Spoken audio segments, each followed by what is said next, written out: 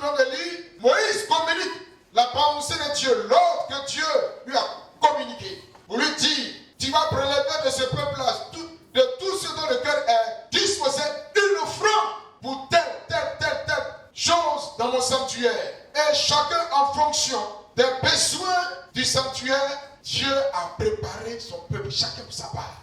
Frères et sœurs, c'est ça la valeur de la libéralité et le grand sens de la libéralité.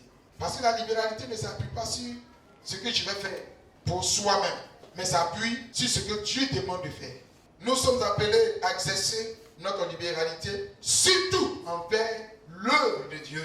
Nous avons plusieurs raisons d'exercer notre libéralité. La première raison que je pourrais souligner ici, c'est que tout homme est créé à l'image de Dieu. Dieu donc a mis en nous une partie de lui-même. C'est de façon libre que Dieu a créé le monde, le ciel et la terre. Chers frères et sœurs, nous avons en nous les qualités de Dieu, cette qualité de la libéralité. Le chrétien ne doit pas être celui-là qui a la main dure, le visage froissé, quand il s'agit d'exercer une libéralité ou d'apporter un don ou de contribuer à l'œuvre du Seigneur. Il doit savoir que lui-même, il est le fruit d'une œuvre de libéralité. Amen. La deuxième raison, c'est que l'homme a été fait chef de la création terrestre de Dieu. Je dis qu'on comprenne que nous aussi, en tant qu'enfants de Dieu, Dieu nous a établis chefs. Nous sommes des autorités spirituelles. Bien sûr, chacun a son rang ou à ses grades, si vous voulez.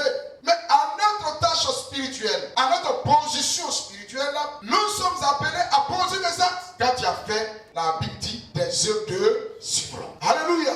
Vous savez que nous, les chrétiens, on est souvent un peu compliqués. Dieu même nous regarde depuis la pitié de nous. On dit Jésus, il faut payer impôt. Je dis, donc vous demandez impôt aussi au fils de la maison. Pierre, il fallait pêcher. Le premier poisson qui va sortir, il va aller dans sa bouche.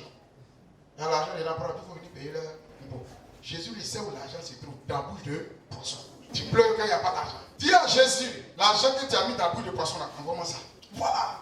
Troisième raison, Dieu place l'homme dans les conditions afin que l'homme soit capable de donner. Quand il a créé la terre et le ciel, Dieu a tout mis en place. Dieu a tout mis en place. Et puis il dépose l'homme dans.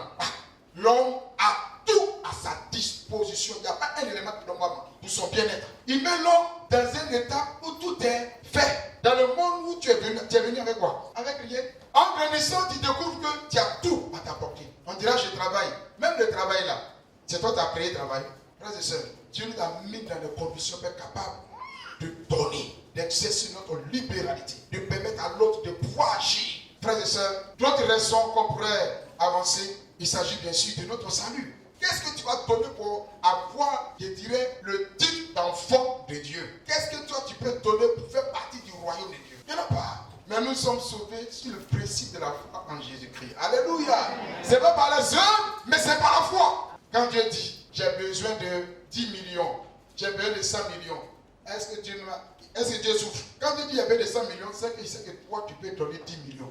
Toi tu peux donner 50 millions. Toi tu peux donner 1 million. Toi tu peux donner 100 francs. C'est ce qui s'est passé dans le désert. Dieu savait que les femmes pouvaient faire ça, les garçons pouvaient faire ça, un tel groupe pouvait faire ça. Quand Moïse a lancé l'appel, il y a eu tellement de dons, ce dont le cœur était disposé là. Il y a eu tellement. Dieu connaît, il sait qu'il a mis ça dans ta main pour son œuvre. Amen. Dieu nous bénisse. On va arrêter là, on continuera au cours du mois.